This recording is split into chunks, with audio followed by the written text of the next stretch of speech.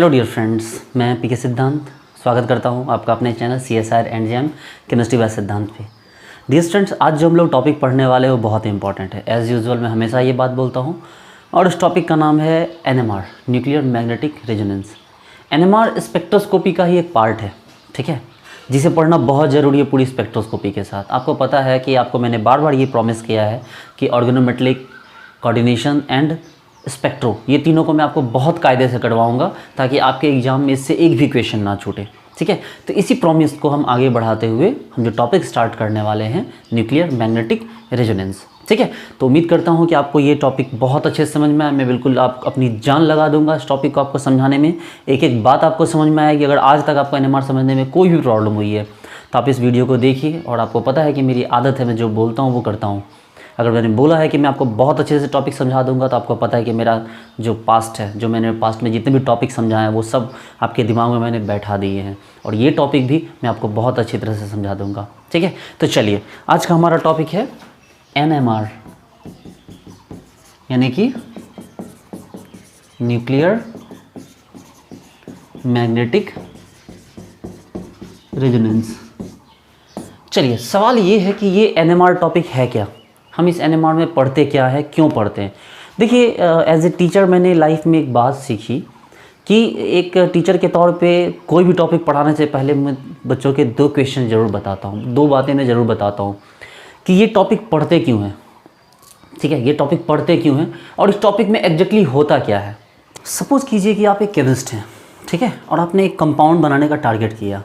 आपने कंपाउंड बनाने का टारगेट किया C5H10O2। आपने अपने लैब में आपने ये टारगेट किया कि भाई आपको C5H10O2 बनाना है, ठीक है। और ध्यान रहे कि C5H10O2 जो बनाना है वो ये वाला बनाना है, ठीक है।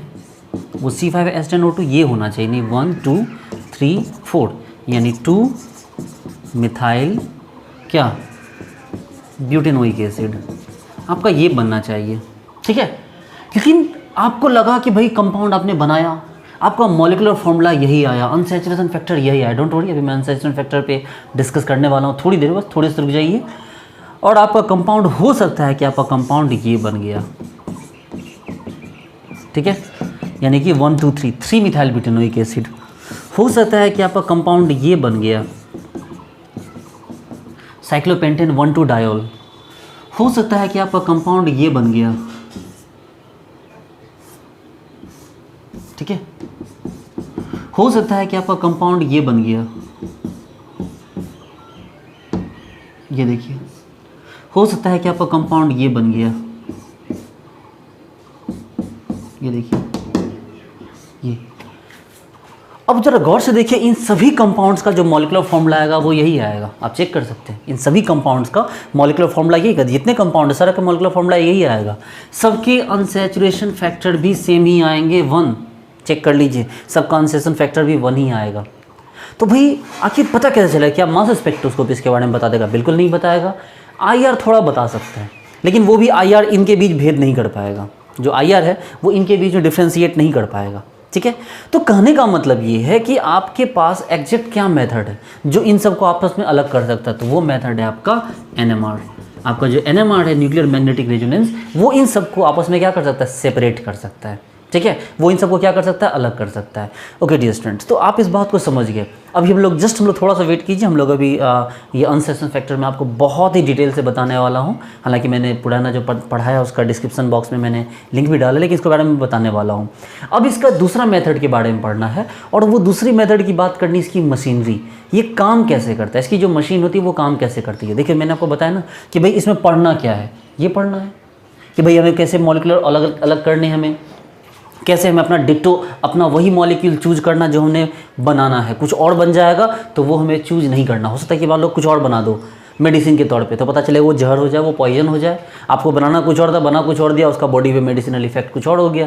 फिर तो पता चलेगा जहाँ आपको अवार्ड मिलना चाहिए वहाँ आपको हथकड़ी लग जाएगी। तो कहने का मतलब ये है कि हमें एग्जैक्टली डिट्टो अपने सही स्ट्रक्चर पे पहुंचने के लिए NMR की ज़रूरत होती है। अब हम सीखेंगे कि NMR मशीन काम कैसे करता है, ठीक है, कैसे NMR मशीन काम करता है। मैं आपको बहुत ही सिंपल वे में बताने वाला हूँ, मैं आपको लेंदी वे में नहीं बता रहा, बहुत सिंपल वे में बता रहा हूँ। चलिए इसको नोट कीजिए। चलिए इस प्रोसेस को समझते हैं कि कैसे ये जो इसकी मशीनें होती है वो काम करती है। ठीक है, देखिए हम क्या करते हैं, कुछ नहीं, हमारे पास एक टेस्ट ट्यूब में हम एक सैंपल लेते हैं, हमारे पास एक टेस्ट ट्यूब होता है, उस टेस्ट ट्यूब में हम सैंपल लेते हैं, बहुत थोड़ा सा अमाउंट में सैंपल लेते हैं कि जो सैंपल आपने लैब में बनाया है वो सैंपल आप इसके अंदर क्या करते हो, लेते हो। उसके अंदर, उसके बाद इसको हम एक एनएमआर मशीन के अंदर डालते हैं। एनएमआर मशीन के अंदर जो होता है वो इस तरह से मैग्नेट लगा होता है। ठीक है, ये मैग्नेट लगा होता है। इस मैग्नेट के बीच इसको क्या किया, इसको रोटेट किया, इसको घुमाया जाता है। ठीक है, इसको क्या किया जाता है, इसको घुमाया जाता है। घुमाने के दरमियान इसके ऊपर जो है एक आईआर टॉर्च, एक इंफ्रारेड टॉर्च होती है, उस टॉर्च से इसके ऊपर रोशनी डाली जाती है।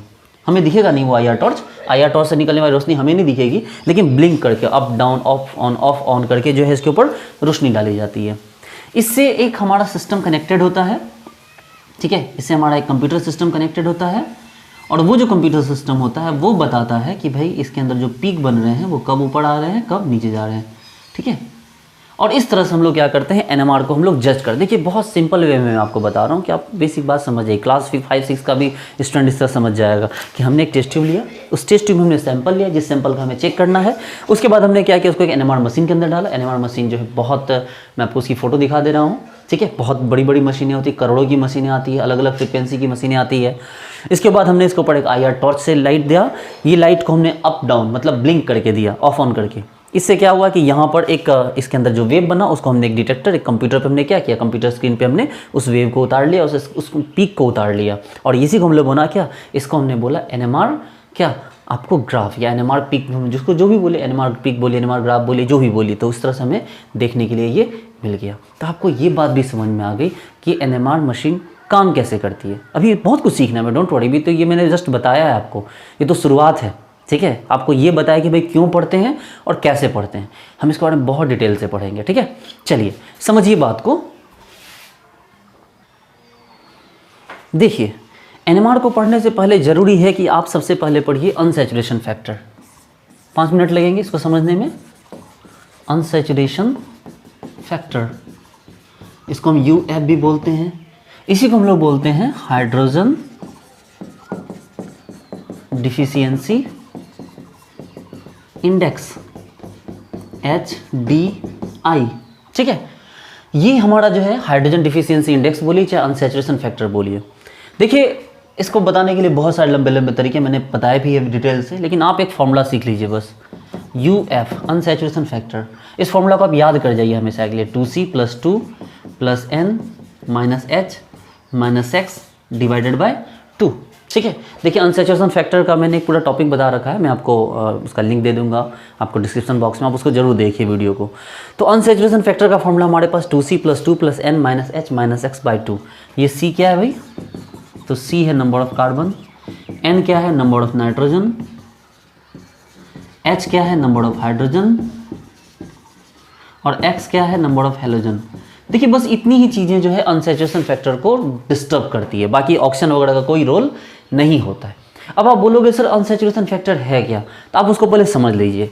देखिए हमारे पास ये रहा एल्केन, ये हाइड्रोकार्बन एल्केन, इसमें कहीं कोई डबल बॉन्ड नहीं है, इसमें हर एक हाइड्रोजन को ये फ्रीडम है कि वो अपना सिंगल बॉन्ड बनाए, और कार्बन को फ्रीडम है कि वो 4 बॉन्ड बनाए। देखिए अगर ऐसा है इसका मतलब इसमें कहीं कोई अनसैचुरेशन फैक्टर नहीं है, ये पूरी तरह से सैचुरेटेड है। आप जब छोटे क्लास में थे, जूनियर क्लास में, तो आपने पढ़ा ना saturated hydrocarbon, unsaturated hydrocarbon. Saturated hydrocarbon क्या था, जिसमें सभी कार्बन 4 बॉन्ड आपको फ्रीली बनाए, कोई भी तरह का double bond, triple bond, ring ना हो। ठीक है, अब अनसैचुरेटेड कैसा हो गया कि मान लिया हमने इसके अंदर एक डबल बॉन्ड बना दिया। अगर एक डबल बॉन्ड आ गया, इसका मतलब कि एक आपने क्या किया, सिंगल बॉन्ड को आपने डबल बॉन्ड में कन्वर्ट कर दिया, तो यहाँ पर जो अनसैचुरेशन फैक्टर हो गया वो क्या हो गया, 1 हो गया।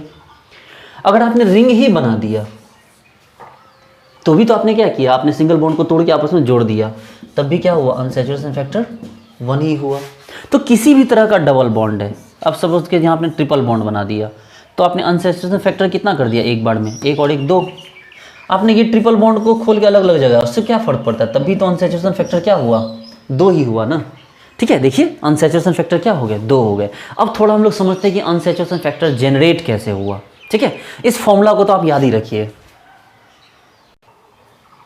देखिए सपोज कीजिए कि हमारे पास एक हाइड्रोकार्बन है CH2H यानी CH3 CH2 CH2 CH2H। ये देखिए हमारे पास 1 2 3 और 4 कार्बन का एक चेन है हमारे पास। हमने क्या किया, ये देखो बिल्कुल फ्री, हमने इस बॉन्ड को तोड़ा, इस बॉन्ड को तोड़ा, और तोड़ के दोनों क्या किया आप जब जैसे ही तोड़ोगे आप तो वैसे क्या होगा, सिंगल इलेक्ट्रॉन बचेंगे इसके पास। और आपको तो पता है कि इलेक्ट्रॉन फ्री ज़्यादा देर तक एग्जिस्ट नहीं कर सकता। ये हाइड्रोजन नहीं है, देखिए एक हाइड्रोजन ये और एक हाइड्रोजन ये, भैया ये दोनों हाइड्रोजन भी आपस में क्या मिलेगा, मिल जाएगा, बोले आ जाओ भैया, एक दूसरे के दुख में काम आते हैं। तो ये बोलेगा हाँ भैया तुम भी आ जाओ, और ये दोनों भी क्या होते हैं आपस में जुड़ जाते हैं। तो इससे क्या हुआ कि हाइड्रोजन तो बना यानी H2 निकल गया, और साथ में CH2 CH2 CH2 CH2 यानी कि एक रिंग बन गया। देखिए एक रिंग बन गया इस तरह से, और ये क्या बना आपका, साइक्लोब्यूटेन बना। तो देखिए जहाँ पहले वो अनसैचुरेटेड था, ये हाइड्रोकार्बन एल्केन था, जनरल फॉर्मूला क्या था CnH2n+2। अब वहाँ से देखिए 2 हाइड्रोजन निकल गए, तो हमारे पास क्या हुआ CnH2n+2 में से 2 हाइड्रोजन हमने घटा दिए, तो क्या हो गया CnH2n, यानी क्या बन चुका है ये एल्कीन या साइक्लोएल्केन का जनरल फॉर्मूला है। देखिए तो इसी को ना बोले कि भैया क्या हो गया, अभी अनसैचुरेट हो गया, पहले सैचुरेट था, जितना चाहिए था उतना था, अब क्या हो गया अनसैचुरेट हो गया। तो कितना से अनसैचुरेट हुआ, तो 2 हाइड्रोजन निकल गया, मतलब एक फैक्टर, हाइड्रोजन का एक सेट निकलने को हम लोग अनसैचुरेशन फैक्टर 1 बोलते हैं। तो एक सेट हाइड्रोजन निकल गया, इसलिए इसका अनसैचुरेशन फैक्टर क्या हो गया, 1 हो गया, है ना। अब देखिए इसी रिंग को लेते हैं हम लोग। अब हम लोग क्या करते हैं, यहाँ से फिर हाइड्रोजन हटाते हैं, एक हाइड्रोजन यहाँ से, एक हाइड्रोजन यहाँ से। देखिए तो जैसे ही हटाए तो ये क्या हो जाएगा, आपस में जुड़ जाएगा, और हाइड्रोजन हाइड्रोजन मिलके H2 बना लेगा। देखिए ये क्या था भाई, ये CnH2n था, यही था ना, देखिए CnH2n। और अब यहाँ से 2 हाइड्रोजन आप निकाल दे रहे हैं, तो क्या हो गया CnH2n-2। अब पता चला कि एक रिंग के कारण अनसैचुरेट है और एक पाई बॉन्ड के कारण अनसैचुरेट है, तो अनसैचुरेशन फैक्टर कितना हो गया बच्चे लोग, 2। अरे बात समझ में। अब आप बोलोगे सर प्लीज फॉर्मूला चेक करके बताइए, बोले ठीक है चेक कीजिए, इसको पहले फॉर्मूला पे चेक कीजिए, ये वाले एग्जांपल को देखिए। तो अनसैचुरेशन फैक्टर, कार्बन कितने भी 1 2 3 4 कार्बन, तो 2 × 4 2C +2, नाइट्रोजन है नहीं है, हाइड्रोजन है हाँ भाई है, कितने हो गए 3 3 6 2 8 2 10, तो भाई कितने हाइड्रोजन हो गए 10, लीजिए 10 हाइड्रोजन माइनस क्या, हैलोजन नहीं है, डिवाइडेड बाय 2, तो 2 × 4 +2 10 - 10/2 = 0, यानी इसमें कोई भी तरह का अनसैचुरेशन फैक्टर नहीं है। इसमें आ जाइए, अब ये वाले में चेक करते हैं। देखिए तो इसका अनसैचुरेशन फैक्टर कैसे निकालेंगे भाई, तो 2C 2 कार्बन है, तो कार्बन कितने हो गए भाई, तो 1 2 3 4, तो 2 × 4 +2, नाइट्रोजन नहीं है, ठीक है, हाइड्रोजन है, कितने 2 2 4 2 6 2 8 -8, ठीक है। देखिए 2C +2 -H, अब N और X तो है ही नहीं, और डिवाइडेड बाय कितना 2, तो 2 चौके 8 2 10 -8, यानी कि 2/2 = 1, तो कितना अनसैचुरेशन फैक्टर हो गया 1। इसको चेक कीजिए, ये वाले एग्जाम्पल को देखिए, तो इसमें कितना हो गया अनसैचुरेशन फैक्टर, तो 2C कितना हो गया भाई, 2 × 4 कार्बन 4 हो गया +2, ठीक है, नाइट्रोजन है नहीं है, हाइड्रोजन है हाँ भाई है, कितने हो गए 2 2 4 1 5 1 6, ये तो आपको गिनने आना चाहिए ना। चलिए X नहीं है, डिवाइडेड बाय 2, तो 4 दूनी 8 2 10 -6, यानी 4/2 = 2, तो इसमें अनसैचुरेशन फैक्टर कितने हो गए 2 हो गए। तो आप डायरेक्टली काउंट कर सकते हो कि हाँ भाई अनसैचुरेशन फैक्टर कितने हुए। चलिए हम लोग और एग्जाम्पल करें इसके। चलिए तो हम लोग अब कुछ क्वेश्चंस करेंगे अनसैचुरेशन फैक्टर से रिलेटेड। देखिए अनसैचुरेशन फैक्टर का जो लिंक है वो मैंने डाल दिया है डिस्क्रिप्शन बॉक्स में, जरूर देखिएगा। लेकिन फिलहाल हम लोग क्या करते हैं, कुछ क्वेश्चन लिखते हैं, कुछ आपको फॉर्मूला लिखते हैं और उनका अनसैचुरेशन फैक्टर जानने की कोशिश करते हैं, ठीक है। जैसे कि हम बात करते हैं कि ये कंपाउंड है,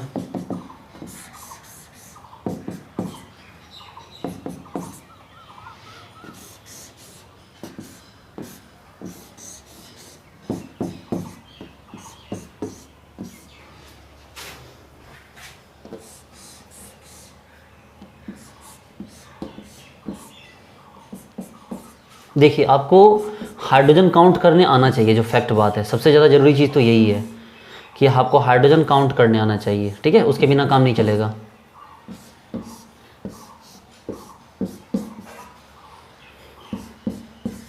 देखिए मैंने ये 6-7 कंपाउंड आपको लिखे, इन सबका अनसैचुरेशन फैक्टर हमें काउंट करना है। सबसे पहले इसका अनसैचुरेशन फैक्टर चेक करते हैं। भाई फॉर्मूला क्या है 2C, कार्बन कितने 1 2 3 4, चलिए 4 कार्बन 2C +2, चलिए 2C+2 प्लस n है भाई, n नहीं है।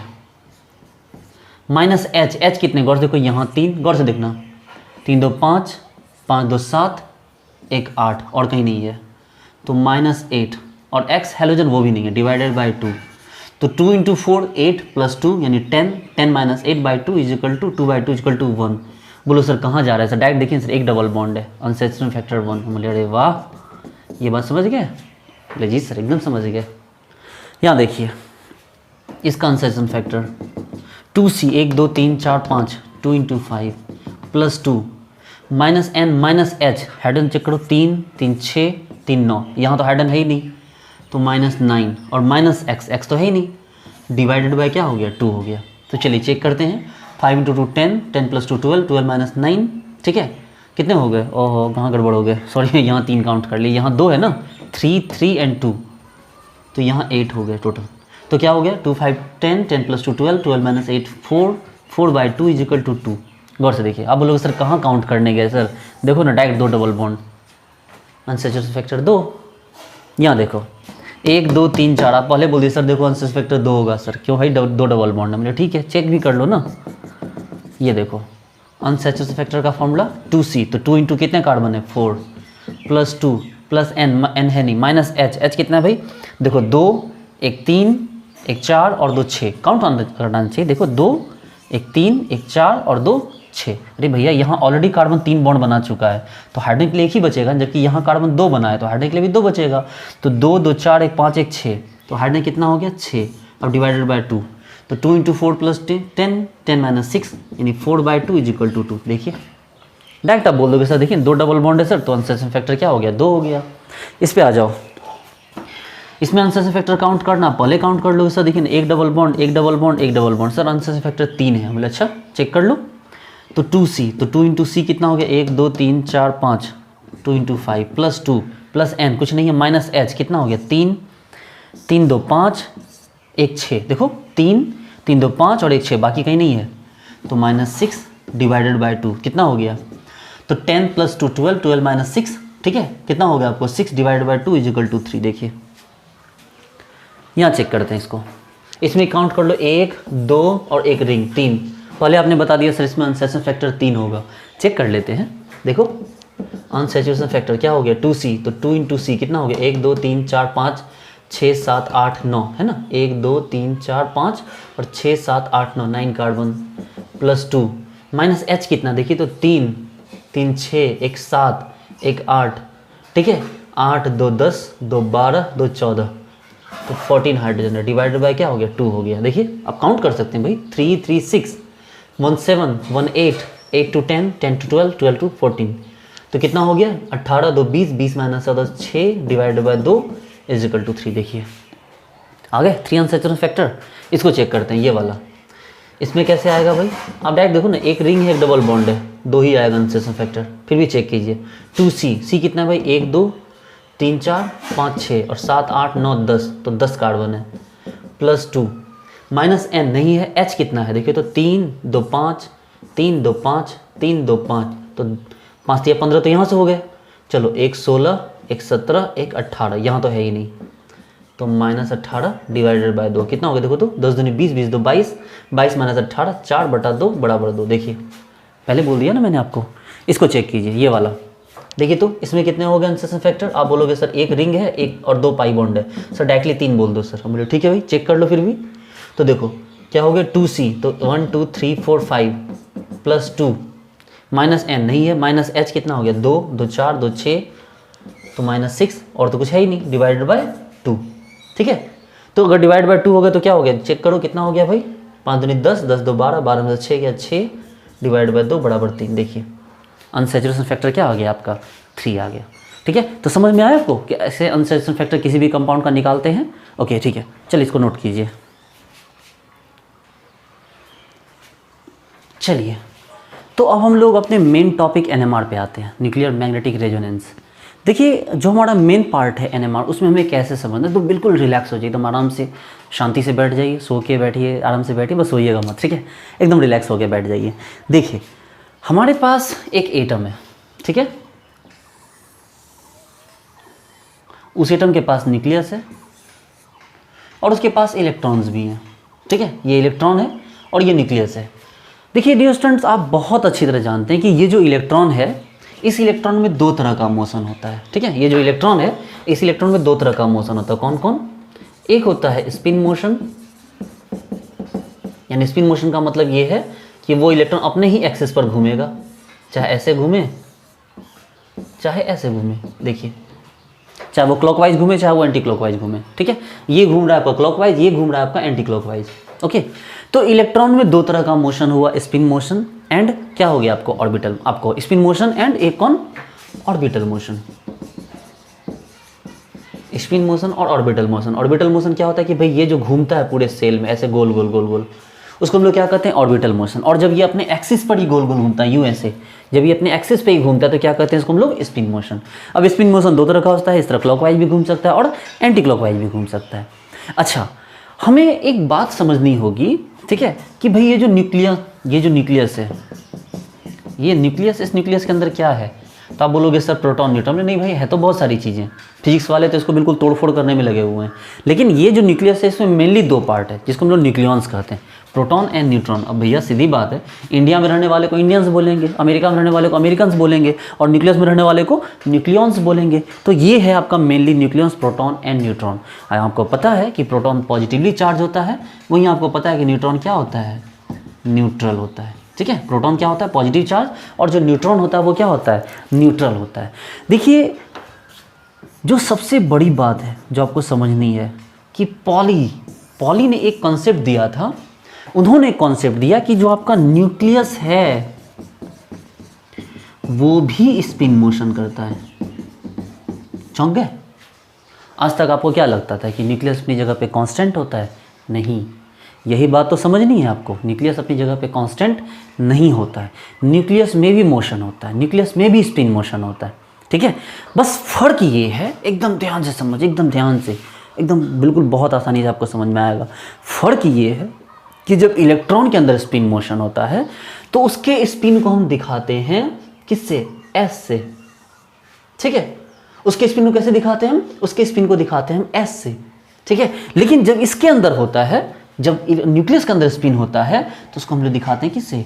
आई से, ठीक है। यानी कि हम ये दिखाते हैं कि जो एस है, आपको पता है कि इसके अंदर जो एस होता है, तो एस क्या हो गया आपको? Spin angular momentum. और ये आई है, ये भी क्या है? Spin angular momentum. लेकिन फर्क ये है कि ये जो स्पिन आया, ये आई, ये किसके लिए आया? For nucleus. जबकि ये किसके लिए आया? जो ये वाला आया, ये किसके लिए आया? फॉर क्या? इलेक्ट्रॉन, ठीक है। ये दोनों ही किसके लिए? अलग अलग चीज़ों के लिए आए।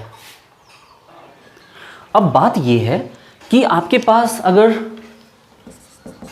एंगुलर मोमेंटम का फॉर्मूला आता है, एंगुलर मोमेंटम, ठीक है। तो अगर एंगुलर मोमेंटम का फॉर्मूला होता है तो एंगुलर मोमेंटम का फॉर्मूला क्या होगा इसके इलेक्ट्रॉन के लिए?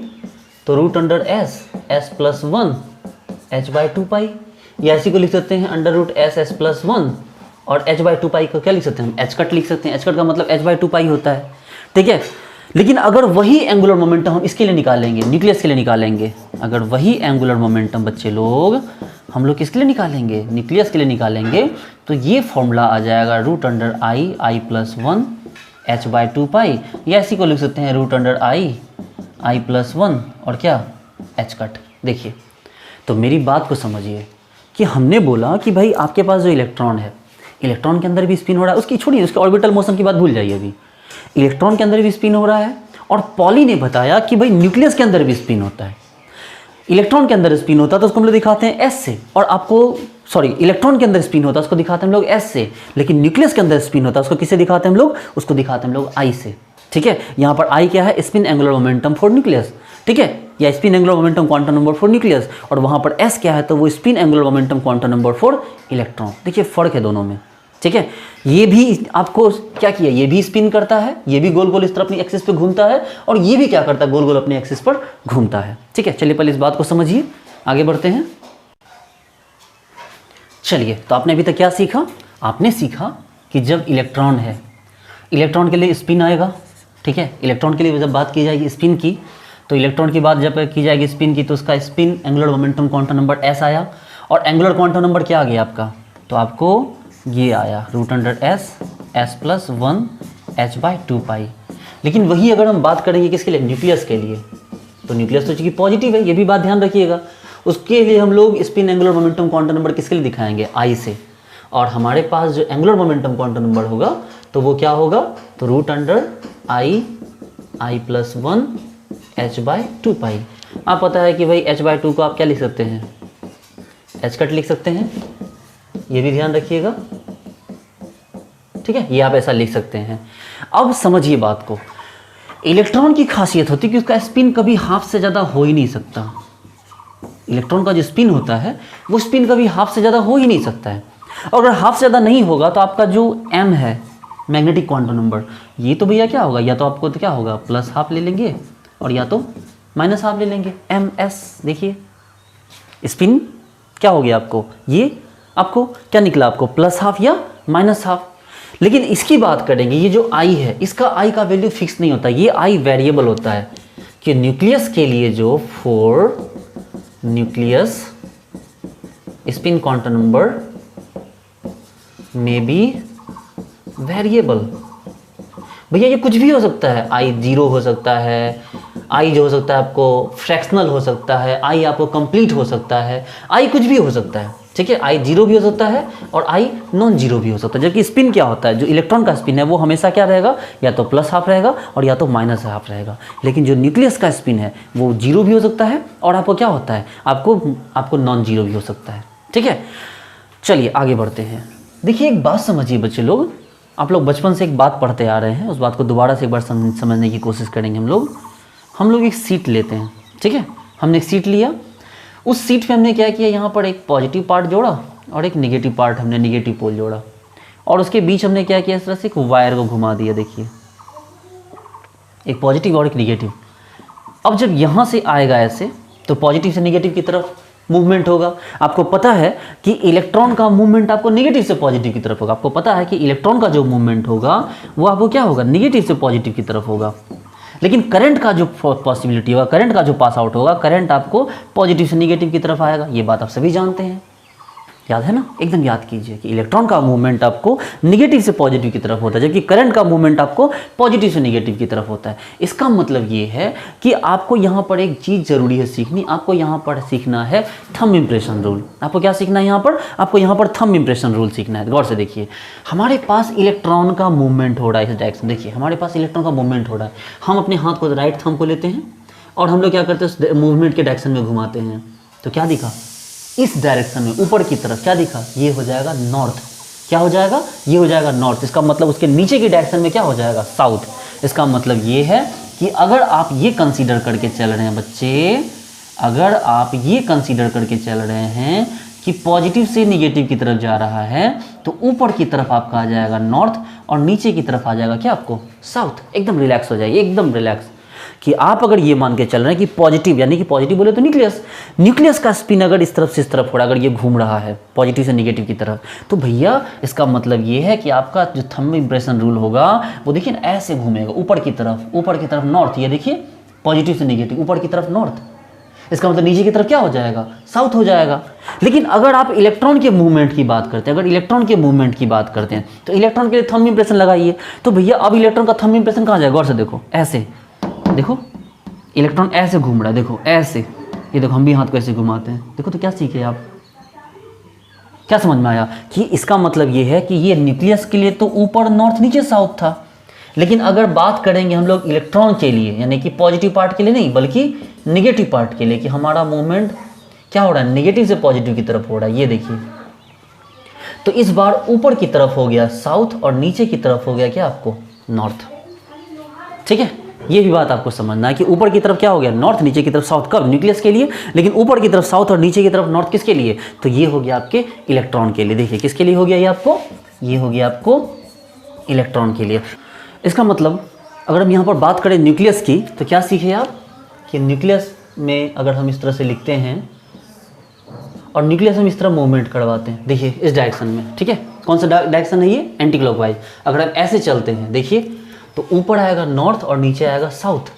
लेकिन अगर हम इसको ऐसे लिखते हैं, हम इसको उल्टा घुमाते हैं, देखिए अगर हम ऐसे घुमाते हैं ये इस डायरेक्शन में, अगर हम इसको इस डायरेक्शन में घुमाते हैं तो इस बार नीचे हो जाएगा नॉर्थ और ऊपर हो जाएगा क्या, साउथ। समझ रहे बात को। लेकिन वही अगर हम बात करें इलेक्ट्रॉन की, देखिए अगर हम बात करते हैं इलेक्ट्रॉन की तो इलेक्ट्रॉन में उल्टी बात हो जाएगी, ठीक है, इलेक्ट्रॉन में उल्टा हो जाएगा। क्या हो जाएगा इलेक्ट्रॉन में, तो इलेक्ट्रॉन में ऐसा हो जाएगा कि आपको पता है कि अब इसमें अगर आप इधर घुमाते हैं, गौर से देखिए, इसमें आपको उल्टा घुमाना होगा। आप देखिए इलेक्ट्रॉन में उल्टा घूम रहा है हमारा, कि अब यहाँ पर गौर से देखिए थंब के साथ चलिए। अब देखिए अब क्या हो गया आपको, यहाँ पर थंब के साथ चलिए, देखिए तो ऊपर अब यहाँ क्या हो गया आपका साउथ, नीचे हो गया कौन, नॉर्थ। और इसमें अगर ऐसे चलेंगे तो क्या हो जाएगा, ऊपर हो जाएगा नॉर्थ और नीचे हो जाएगा साउथ, ठीक है। यानी ये दोनों ही क्या करते हैं, एक दूसरे के ऑपोजिट नेचर शो करते हैं। चलिए नोट कीजिए पहले। चलिए अब वापस से हम पुरानी बात पे आते हैं। मैंने अभी आपको सिखाया था, क्या सिखाया मैंने आपको, कि दो मैग्नेट के बीच में, हमने दो मैग्नेट के बीच में क्या रखा है, देखिए हमने दो मैग्नेट के बीच में सैंपल रखा है अपना, ये किया है ना, देखिए दो मैग्नेट के बीच हमने क्या किया, सैंपल रखा है। अब समझिए बात को कि भाई अगर दो मैग्नेट के बीच में हम सैंपल रखते हैं, इसका मतलब क्या है कि दो मैग्नेट, मान लो ये नॉर्थ हो गया, ये साउथ हो गया, इसके बीच में हम सैंपल रखते हैं। सैंपल मतलब, सैंपल के मतलब न्यूक्लियस रखा है हमने, न्यूक्लियस को रखा है, जो हमारा न्यूक्लियस है हमने उसको रखा है। और यहाँ से हम क्या कर रहे हैं, इसके ऊपर टॉर्च डाल रहे हैं, हम इसके अंदर IR टॉर्च से इसके ऊपर क्या कर रहे हैं, लाइट डाल रहे हैं, मतलब IR लाइट डाल रहे हैं। वो लाइट आपको दिखेगी नहीं, तो देखिए एकदम रिलैक्स हो जाए। इस पॉइंट, इस पोर्शन को हमें समझना है कि ये कर क्या रहा है असल में। देखिए जैसे कि ये रहा हमारा मैग्नेट, ठीक है, ये रहा क्या हमारा मैग्नेट। अभी हमने मैग्नेट को ऑन नहीं किया, अभी हमारा मैग्नेट ऑन नहीं है। जब हमारा मैग्नेट ऑन नहीं है तो इसके अंदर जो न्यूक्लियॉन्स है, जो इसके अंदर न्यूक्लियॉन्स है वो आर्बिट्ररली फैले हुए हैं। देखिए वो विदाउट एनी डायरेक्शन क्या हुए, फैले हुए हैं, ठीक है। अभी इनमें कोई डायरेक्शन नहीं है। लेकिन जैसे ही हम यहाँ पर मैग्नेट को क्या करते हैं, ऑन करते हैं, हम जैसे ही यहाँ मैग्नेट को ऑन करते हैं, समझिएगा बात को, हम जैसे ही यहाँ मैग्नेट को ऑन करते हैं, ठीक है, ऑब्वियस सी बात है, नॉर्मल चुंबक होता नहीं है, ये बहुत स्पेशल चुंबक होते हैं, बहुत, जो आप जाके आप कभी जो CT स्कैन वाला जो सेंटर होता है, आप वहाँ गौर से देखना, उसमें बहुत ज़्यादा 1 TB तक का या उससे भी ज़्यादा खतरनाक उसके अंदर मैग्नेट लगा हुआ होता है, ठीक है। इतना खतरनाक मैग्नेट लगा होता है कि वो मैग्नेट आप मतलब, और किसी ने पेस मेकर लगा के रखा और वो पेस मेकर लगा कर अगर वो अंदर चला जाता है तो उसका पेस मेकर उखड़ जाएगा, उसकी जान चली जाएगी उस पर्सन की, ठीक है। आप देखते हो CT स्कैन करवाने जाते हो तो बिल्कुल आपके बॉडी से मेटल के सारे सामान हटा दिए जाते हैं, ठीक है, क्योंकि वो आपके लिए जानलेवा हो जाएगा। तो चलो हमने क्या किया, ये नॉर्थ एंड साउथ मैग्नेट को क्या कर दिया, हमने एक्टिवेट कर दिया। अब जैसे ही हमने ऐसा किया तो हमारा जो न्यूक्लियॉन्स है, वो न्यूक्लियॉन्स क्या करेगा, वो न्यूक्लियॉन्स अपने आप को सेट कर लेगा। वो क्या कर लेगा, न्यूक्लियॉन्स भी एक मैग्नेट बन गया। अब जैसे वो मैग्नेट बना, वो अपने आप को क्या कर लेगा, सेट कर लेगा इस तरह से। ये देखिए वो साउथ एंड नॉर्थ, इसने अपने आप को क्या कर लिया, सेट कर लिया। नहीं समझ रहे बात को, समझिए बात को। सपोज कीजिए कि हमने एक मैग्नेट ऐसे लिया हुआ है, देखिए नॉर्थ साउथ, ठीक है, हमने एक मैग्नेट लिया हुआ है और इसके बगल में हमने एक और मैग्नेट लिया है ऐसे, ठीक है, हमने यहाँ लिया है नॉर्थ साउथ, एक और मैग्नेट लिया हमने नॉर्थ क्या साउथ। अब जैसे ही ये मैग्नेट आप रखो, जब ये दोनों मैग्नेट नहीं था तो ये मैग्नेट बहुत खुशी से था, लेकिन जैसे ही इन दोनों मैग्नेट को आपने रखा यहाँ पर, तो ये अब तुरंत क्या करेगा, ये साउथ साउथ के बीच रिपल्सन होने लगेगा और नॉर्थ नॉर्थ के बीच रिपल्सन होने लगेगा। और ये क्या हो जाएगा, ये भी इसी तरह से लेआउट हो जाएगा। देखिए ये जो बीच वाला था वो भी यहाँ पर देखिए वो लेआउट हो गया, नॉर्थ इधर चला गया और साउथ इधर आ गया। देखिए गौर से देखिए, साउथ नॉर्थ, नॉर्थ साउथ, देखिए ये सभी क्या हो गए, एक दूसरे के टच में आ गए, है कि नहीं। ये क्या हो गया, एक दूसरे के टच में आ गए, एक दूसरे के कांटेक्ट में आ गए। तो सेम चीज़ यहाँ होती है कि इसके अंदर का नॉर्थ साउथ पोल अभी एक्टिवेट नहीं है, वो आर्बिट्ररली फैला हुआ है। लेकिन जैसे ही आपने क्या किया, यहाँ पर नॉर्थ एंड साउथ पोल को एक्टिवेट किया, जैसे ही आपने नॉर्थ एंड साउथ पोल को एक्टिवेट किया तो क्या हो गया, ये इस तरह से मुड़ गया। देखिए साउथ नॉर्थ के साइड और नॉर्थ क्या हो गया, साउथ के साइड। आ रही बात समझ में। और जैसे ही ऐसा ये हुआ, इसकी एनर्जी क्या हो गई, एकदम घट गई।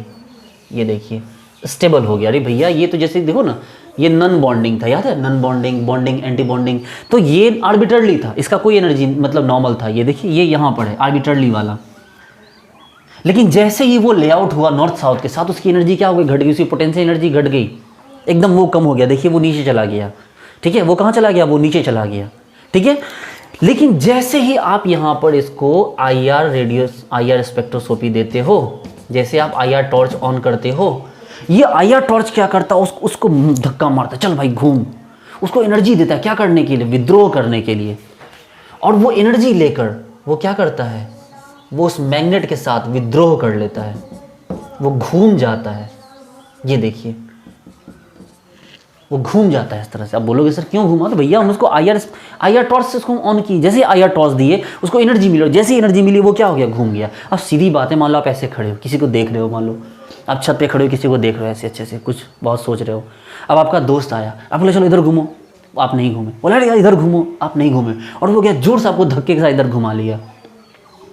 आप घूम तो गए लेकिन गालियाँ देना शुरू कर दिया, यार तुम घुमा दिया हमको, क्या अच्छा चीज़ देख रहे थे, अच्छे नज़ारे देख रहे थे, तो ज़बरदस्ती आप उसको घुमा दिए।